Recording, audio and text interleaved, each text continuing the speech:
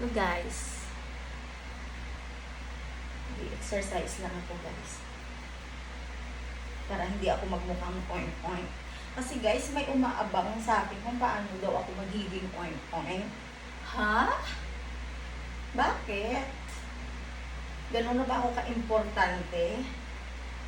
Nagalit na galit kayo sa mundo, hoping na masira niyo ang dignidad ko.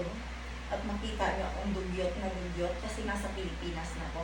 Sa totoo lang guys, may mga nawalan akong gamit.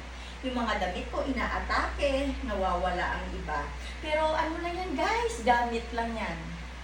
Bibili pa rin ako at alert na ako ngayon guys, hindi na ako pwedeng magsampay sa labas kasi may nanunungkit ng gamit ko. Di ba?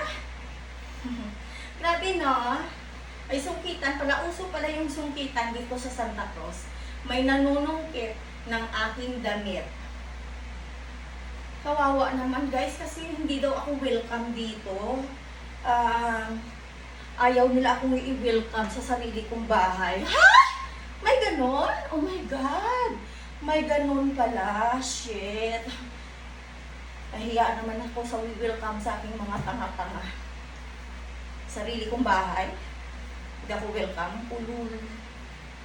Ikwento mo sa daga. Ikwento mo sa daga na may tuliling ang kukote. Bahay ko to.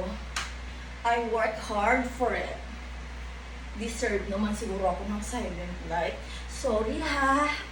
To dear basher. Alam ko na. Alam na. May nanalo na. Bye. Heart, heart.